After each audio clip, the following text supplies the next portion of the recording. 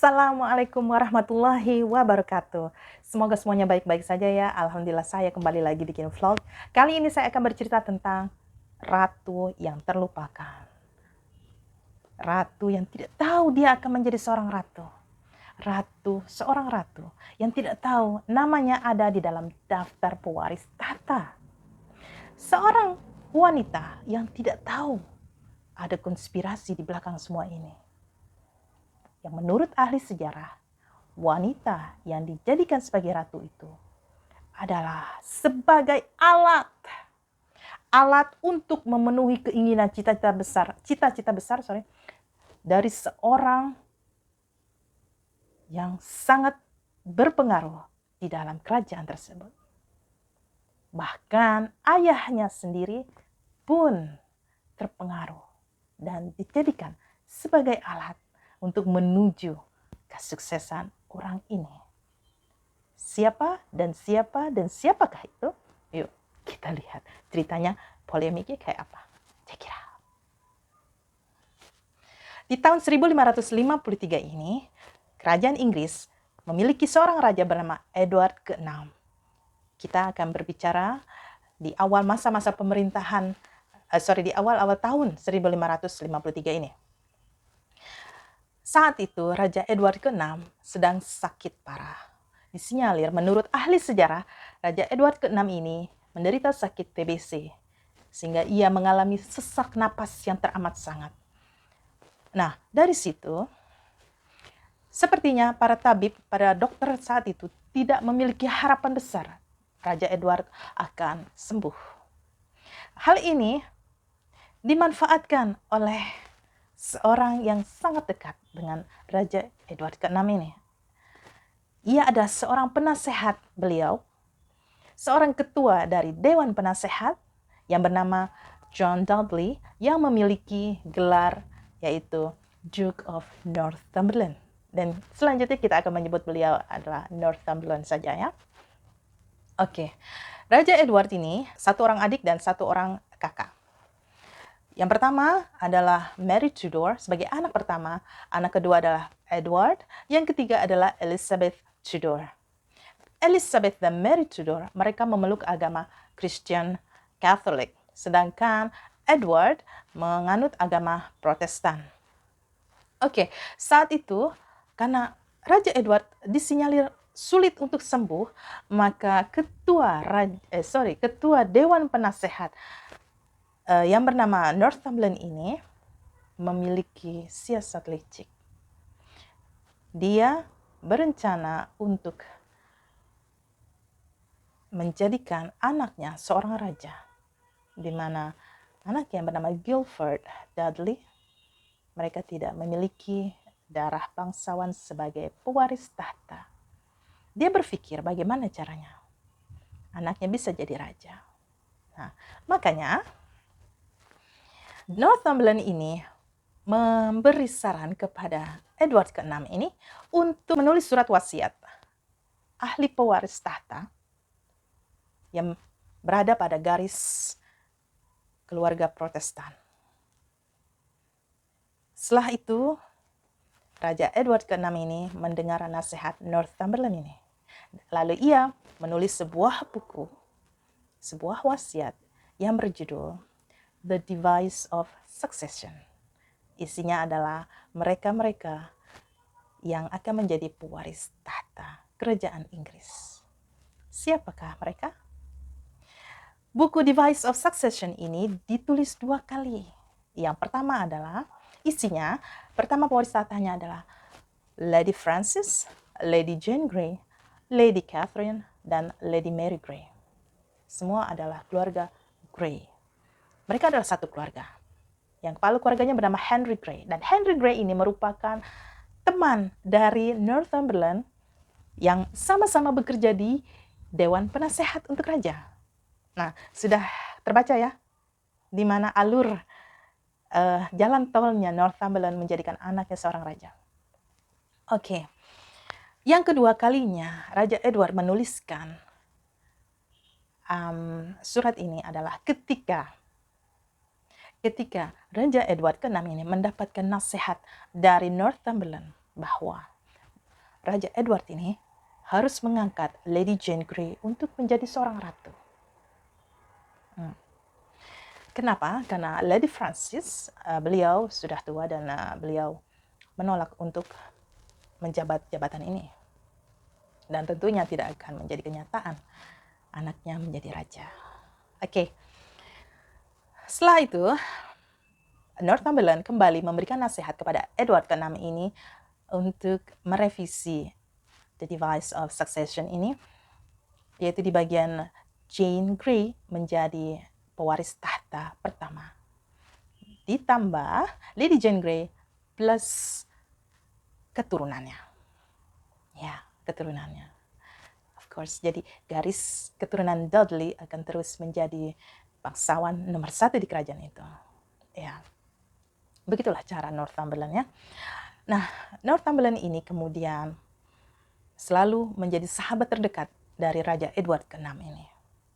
Sampai akhir hayatnya, Raja Edward ke-6, Northumberland selalu berada di sisinya. Setelah buku Device of Succession itu selesai ditulis beserta dengan anak keturunan dari Lady Jane, itulah awal mula dari senyum Northumberland terbuka melebar.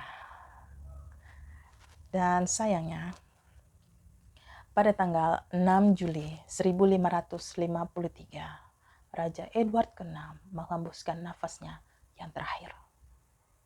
Beliau meninggal di tempat tidurnya dengan mengalami sakit TBC yang sudah sangat akut. Dan para dokter menyerah. Akhirnya, singgasana itu menjadi kosong. Dan kematian dari Raja Edward ke-6 ini belum juga dipublikasikan. Hanya beliau yang tahu keadaan Raja Edward ke-6 ini. Lalu akhirnya, apa yang terjadi?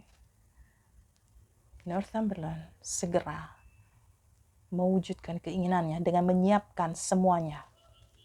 Oke, kita flashback sedikit. Maaf, saya lupa ya, maaf. Sebelum Raja Edward ke-6 ini meninggal dunia, Northumberland telah menikahkan anaknya Guilford Dudley dengan Lady Jane Grey. Ya, sudah nikah. Tapi karena Edward ke-6 ini sedang sakit, jadi tidak bisa menghadiri pernikahan mereka. Pada hari Jumat, tanggal 7 Juli 1553, ternyata berita kematian Raja Edward yang ke-6 itu bocor, didengar oleh seorang warga negara Inggris yang bernama Robert Rains. Seketika itu juga, Robert Rains langsung memacu kudanya dengan kecepatan yang sangat tinggi menuju Mary Tudor yang berada di Norfolk. Sebagai ketua Dewan Penasihat, maka Northumberland meminta semua anggotanya yang semula berada di Greenwich, pindah ke Tower of London. Menurut sejarah, siapapun yang menguasai Tower of London, dia yang menguasai Inggris. Untuk itu, Northumberland segera meminta semua anggotanya untuk pindah ke Tower of London. Di saat itu dia semula untuk mempersiapkan anggotanya untuk menangkap Mary Tudor. Tapi diurungkan niatnya. Dia ubah untuk mempersiapkan diri untuk menghadapi, siapa tahu Mary Tudor mengadakan perlawanan. Hari Sabtunya, tanggal 8 Juli 1553, Northumberland mulai memikirkan bagaimana caranya menghadapi perlawanan dari Mary Tudor. Salah satunya adalah dengan cara mengirim kekuatan pasukan laut, kapal laut yang berisi prajurit-prajurit tangguh untuk menghalang Mary Tudor masuk ke daerah itu. Jadi Northumberland mengirim pasukannya menuju ke arah utara daerah itu. Pada hari Minggu 9 Juli 1553, Northumberland meminta Lady Jane Grey untuk datang ke rumahnya di Sion House. Datanglah Lady Jane Grey ke sana. Di saat Jane Grey sudah sampai di Sion House, ternyata Northumberland segera meminta persetujuan Lady Jane Grey untuk dijadikan seorang ratu. Tapi ternyata Lady Jane Grey tidak langsung menerima. Dia keberatan. Tidak, saya tidak mau. Karena saya bukan ahli waris. Pewaris tahta bukan. Karena kekeras kepalaannya Lady Jane Grey, didatangkanlah orang tua Lady Jane Grey, yaitu Henry Grey. Setelah ayah dari Lady Jane Grey itu datang, maka Henry Grey meminta kepada Lady Jane Grey untuk menerima tawaran Northumberland untuk menjadi seorang ratu. Tetap Lady Jane Grey menolak. Dia sangat-sangat menolak. Apa yang terjadi? Henry Grey memakai cara kekerasan untuk supaya Lady Jane Grey menerima tawaran itu. Ditamparlah Lady Jane Grey karena tidak menurut kepada orang tua. Lalu, mau tidak mau Lady Jane Grey menerima tawaran itu. Dan dia berpikir bahwa ini adalah kehendak Tuhan, di mana dia harus menjadi seorang ratu. Dia jalani apa yang sudah menjadi kehendak Tuhan. Jadi di sini kita melihat poinnya bahwa Lady Jane Grey sebenarnya tidak mau menjadi seorang ratu, hanya karena dipaksa oleh orang tuanya. Baik mertua dan orang tuanya. Tapi sayangnya Henry Grey tidak melihat di sini bahwa mereka dijadikan alat oleh Northumberland. Hari Senin, tanggal 10 Juli 1553 adalah hari di mana Lady Jane Grey dinobatkan menjadi Ratu Inggris. Dan sebutannya pun dirubah dari Lady Jane Grey menjadi Queen Jane Grey.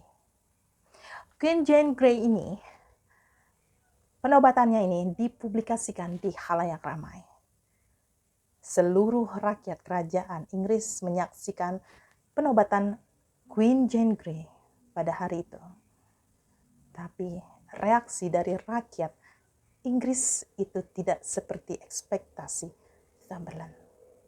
Tidak ada riuh gembira, pesta, dansa, dan segala macamnya. Hanya mereka tepuk tangan.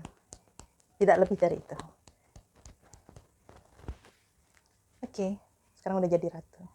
Begitu kata mereka. Sementara itu di sekumpulan rakyat Inggris itu ada satu orang yang muncul dan ia bernama Gilbert Pat. Gilbert Pat ini protes kepada petinggi di sana. Pak, protes. Saya tidak setuju Lady Jane Grey menjadi ratu. Yang seharusnya menjadi ratu adalah Mary Tudor. Begitu kata-katanya. Seketika Gilbert Pat ditangkap oleh prajurit, dimasukkan penjara. Bukan saja di penjara, tapi ia diikat di tiang, lalu telinganya dipaku di tiang. Kedua telinganya. Setelah beberapa lama kemudian, Gilbert Pat dilepaskan. Tapi tidak dilepaskan begitu saja. Kedua telinga Gilbert Pat dieksekusi juga. Sehingga Gilbert Pat kehilangan kedua telinganya. Sementara itu, Mary Tudor yang saat itu berada di Norfolk mengirimkan secarik surat kepada setiap para petinggi di kerajaan untuk menunjukkan loyalitasnya kepada Mary Tudor dan mengakuinya sebagai Ratu Inggris. Sontak semua rakyat Inggris sangat menyambut antusias keputusan Mary Tudor ini. Mereka berbondong-bondong kepada Mary Tudor untuk menunjukkan dukungannya kepada Mary Tudor, termasuk beberapa orang bangsawan. Dan surat dari Mary Tudor ini juga dilayangkan kepada Duke of Northumberland. Dan di sini Northumberland berpendapat bahwa Mary Tudor benar-benar mengadakan perang kepadanya. Pada hari Selasa 11 Juli 1553, Guilford Dudley bicara langsung pribadi kepada Queen Jane Grey. Ia meminta istrinya untuk menobatkan dirinya menjadi seorang raja. Dan Guilford Dudley sudah berekspektasi bahwa istrinya akan mengiyakan apa yang ia minta. Karena suaminya kan. Tapi ternyata salah. Jane Grey ternyata adalah seorang wanita yang teguh pendiriannya, tegas keputusannya. Dan ia menyatakan bahwa dirinya akan memberikan gelar kepada suaminya adalah Duke, yang mana setara dengan level ayahnya. Di sini, Guilford Dudley merasa sangat kecewa. Dan semua anggota Privy Council atau Dewan Penasehat sangat surprise dengan keputusan Queen Jane Grey. Mereka tidak berekspektasi bahwa Queen Jane Grey begitu tegas dengan keputusan hal ini. Yang mereka kira Queen Jane Grey bisa mereka jadikan sebagai boneka, ternyata mereka salah. Pada hari Rabu, tanggal 12 Juli 1553, ketika Northumberland mengetahui bahwa Mary Tudor memintanya untuk loyal dan tunduk kepada Mary Tudor, maka ini sebagai isyarat perang bagi Northumberland. Karena baginya Mary Tudor adalah seorang penghalang bagi cita-citanya. Jadi, Queen Jane dan Northumberland merekrut banyak orang untuk menjadi prajurit mereka. Dan apa yang mereka lakukan? Mereka mengiming-imingi upah yang cukup besar untuk menjadi prajurit pembela mereka. Sementara Mary Tudor, mereka tahu Mary Tudor tidak punya apa-apa. Sehingga mereka berpikir Mary Tudor itu tidak akan bisa mengumpulkan banyak orang untuk menjadi prajuritnya untuk membelanya. Tapi Northumberland dan Queen Jane salah. Perkiraan mereka ternyata tidak benar.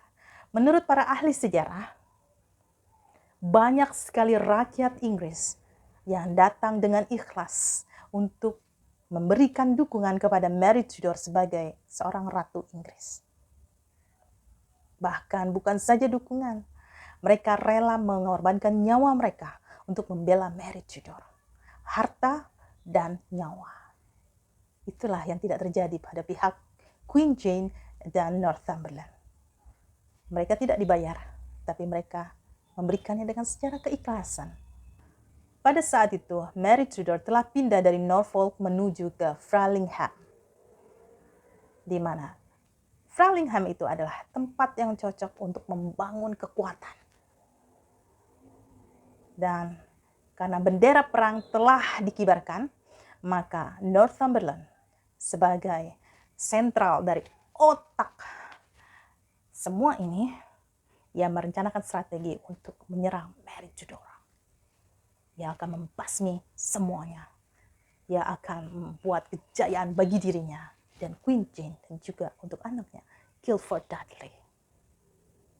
Dan akhirnya Northumberland menunjuk Henry Grey, yaitu ayah dari Queen Jane, untuk memimpin ekspedisi peperangan melawan Mary Tudor.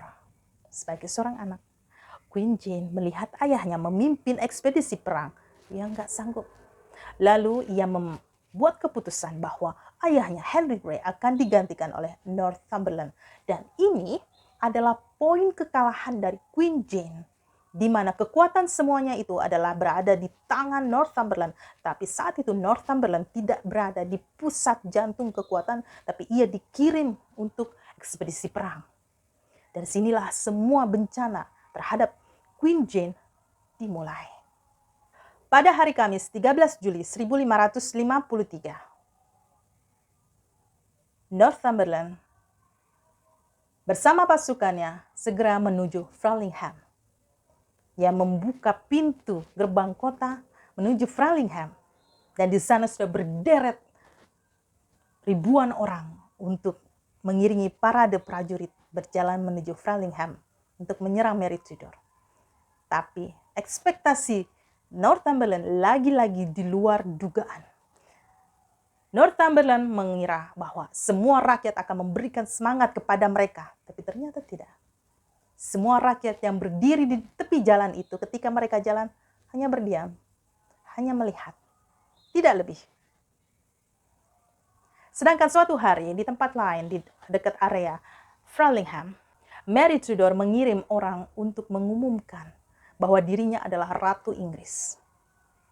Seseorang yang ditugaskan itu menuju ke khalayak ramai dan memberitahu, ya rakyat Inggris semuanya, dengarkan pengumuman ini bahwa Mary Tudor adalah Ratu Inggris sekarang.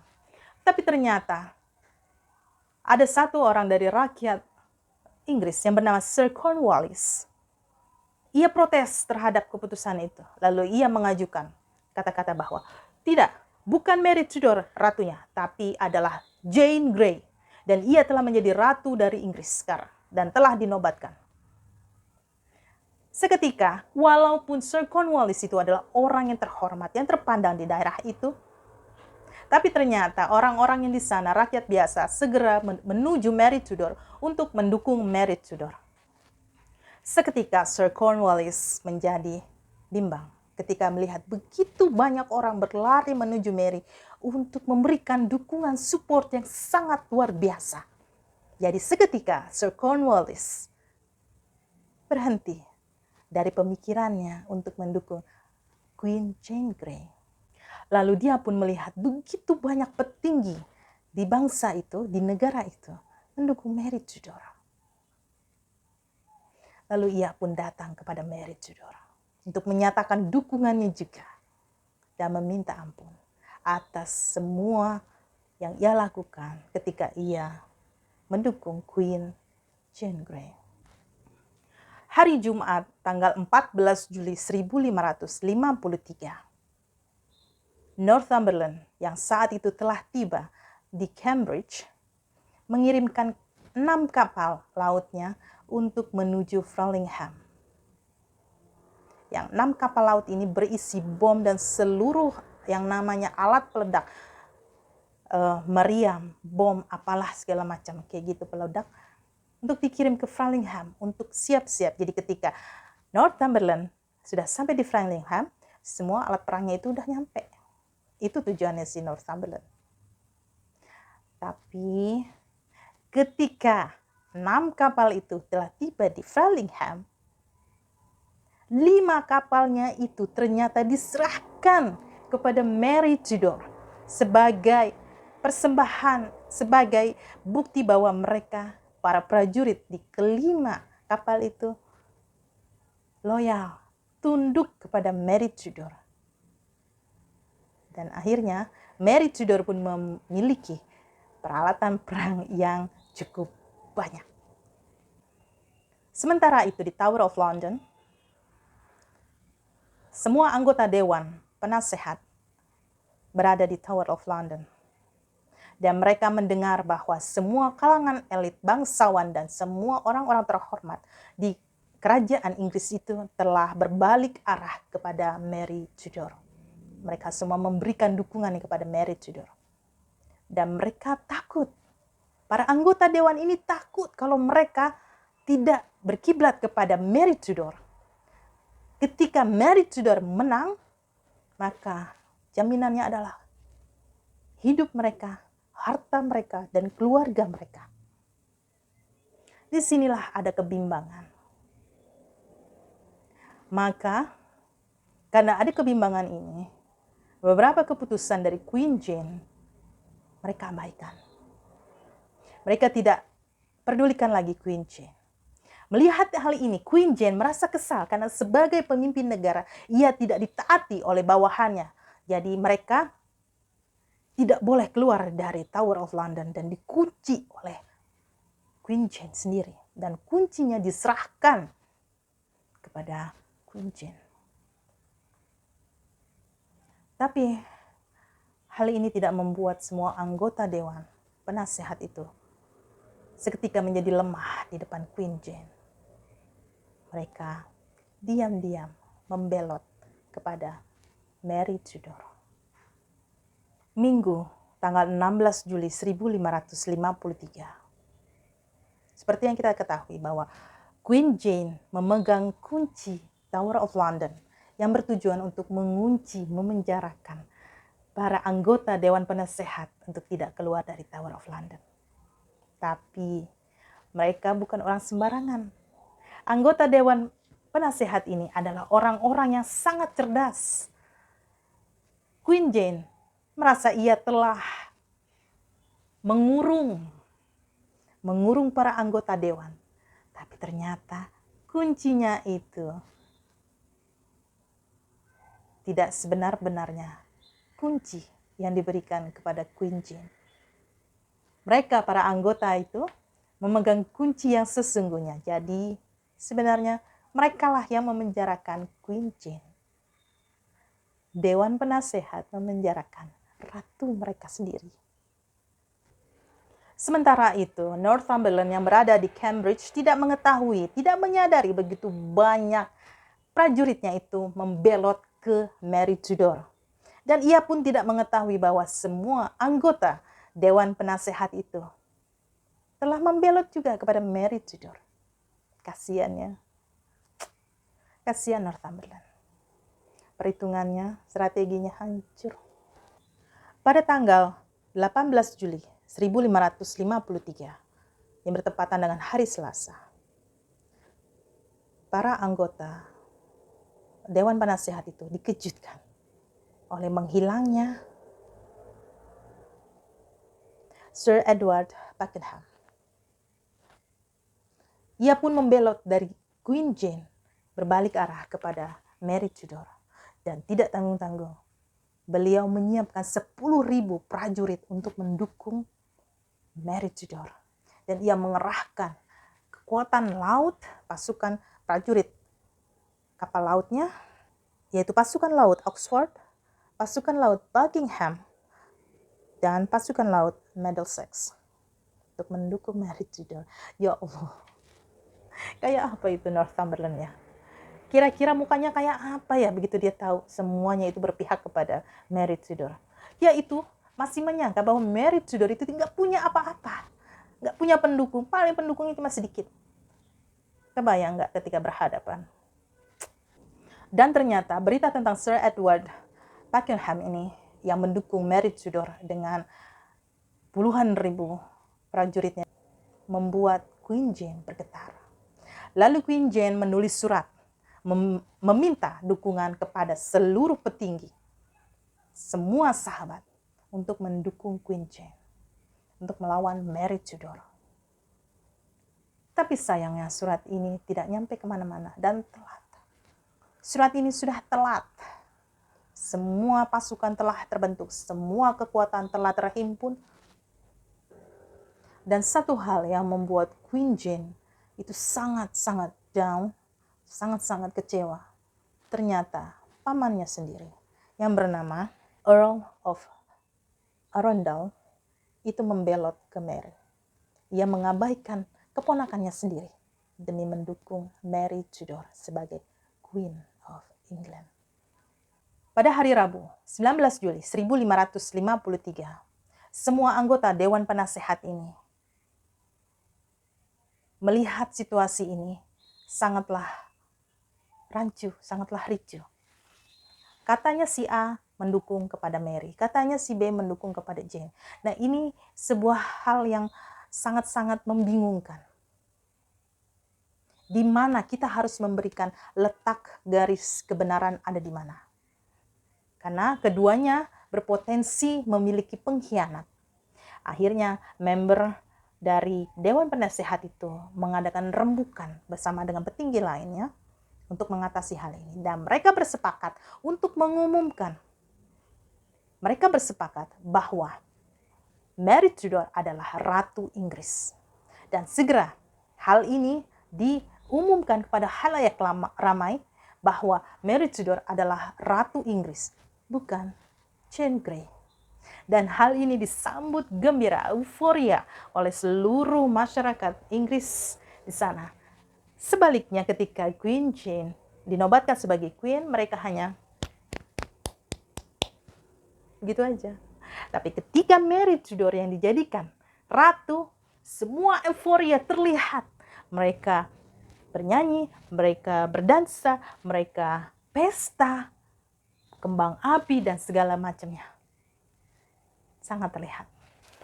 Dan pastinya anggota Dewan Penasehat itu berbaiat kepada Mary Tudor dan mengatakan, berhadapan dengan Mary Tudor, mereka berlutut di hadapan Mary Tudor.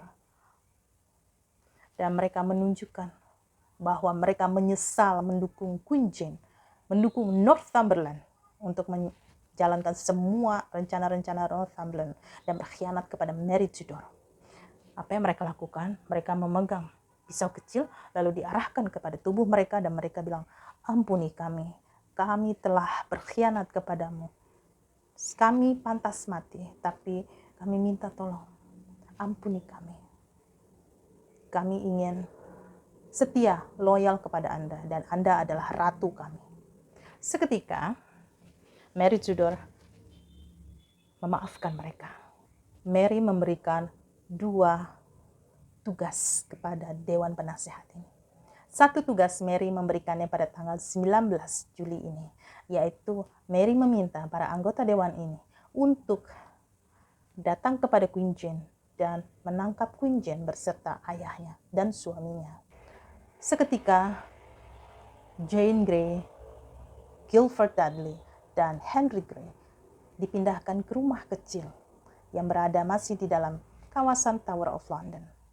Ini sampai kepada telinga Northumberland. Seketika, Northumberland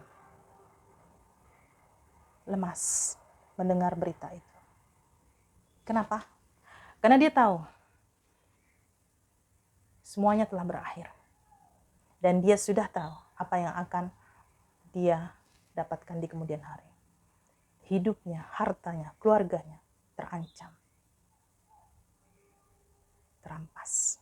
Pada tanggal 20 Juli 1553, yaitu bertepatan dengan hari Kamis, Earl of Arundel telah mendeklarasikan loyalitasnya kepada Mary Tudor dan mengakui Mary Tudor adalah seorang ratu. Di sana, Mary Tudor memaafkan Earl of Arundel, tapi dengan satu syarat. Mary meminta Earl of Arundel untuk menangkap Northumberland di Cambridge. Dan seketika begitu mendapatkan tugas penting ini, Earl of Arundel segera menuju Cambridge bersama pasukannya menuju Northumberland. Ketika Northumberland melihat Earl of Arundel, dia tahu bahwa hidupnya sudah di ujung tombak.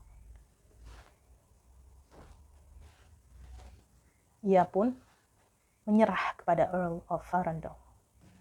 Tanggal 25 Julinya 1553, Earl of Arundel ini membawa Northumberland menuju ke Tower of London. Jalan. Di sepanjang jalan itu orang-orang sudah berdiri berjejer untuk menyambut kedatangan Earl of Arundel. Pada tanggal 3 Agustus 1553, Mary Tudor datang ke Tower of London. Ia dan pasukannya menguasai Tower of London dan ia datang dengan semua kemegahannya dengan kereta kencana yang dihias sedemikian rupa sangat cantik dan indah. Dan ia pun memakai gaun yang sangat cantik.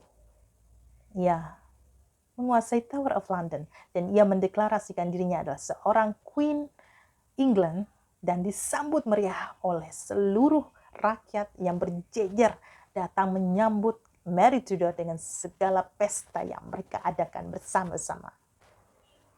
Mary Tudor, biar bagaimanapun melihat Jane Grey adalah bagian dari keluarganya.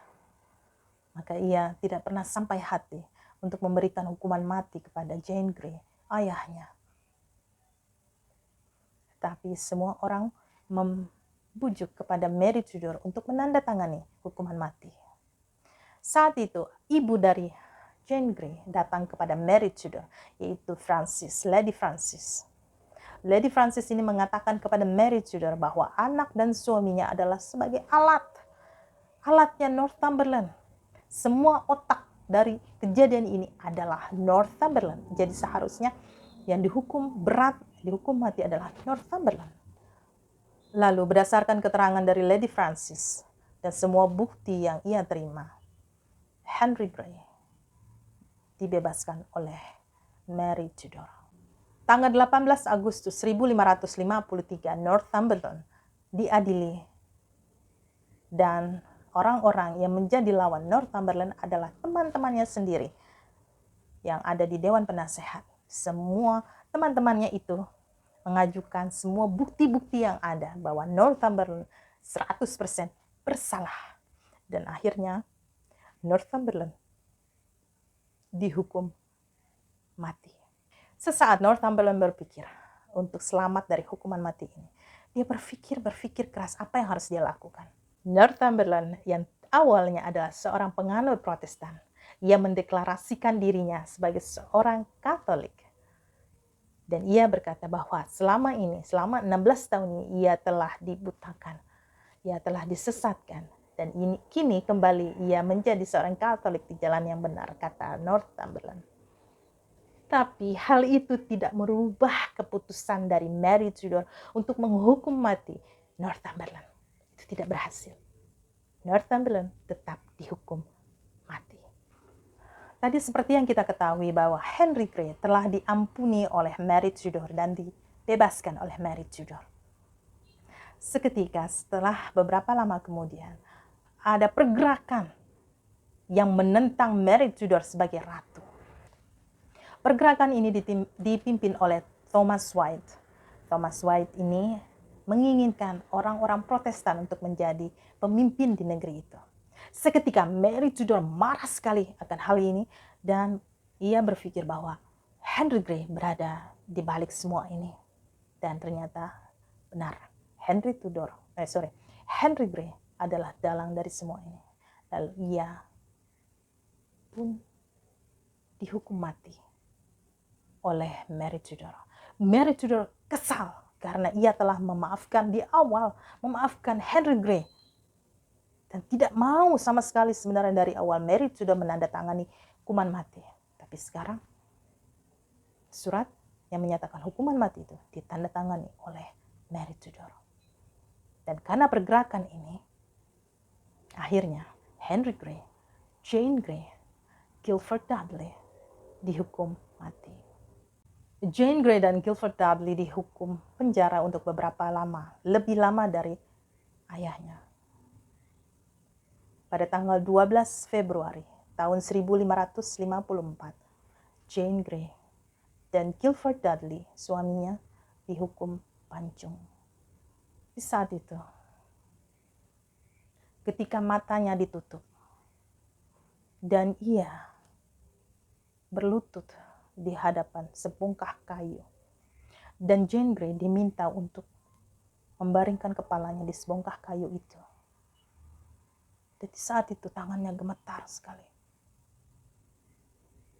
Dia membayangkan apa yang akan terjadi. Direbahkannya kepalanya itu di atas bongkah kayu itu. Dan sang eksekutor berkata, "Lady, apakah Anda memaafkan saya?" Dan Lady Jane pun bilang, "Ya, saya memaafkan Anda." Lalu eksekusi pun dilaksanakan. Ya, itulah kisah dari ratu yang telah dilupakan oleh rakyatnya sendiri, Queen Jane Grey, yang bertahta hanya 9 hari lamanya.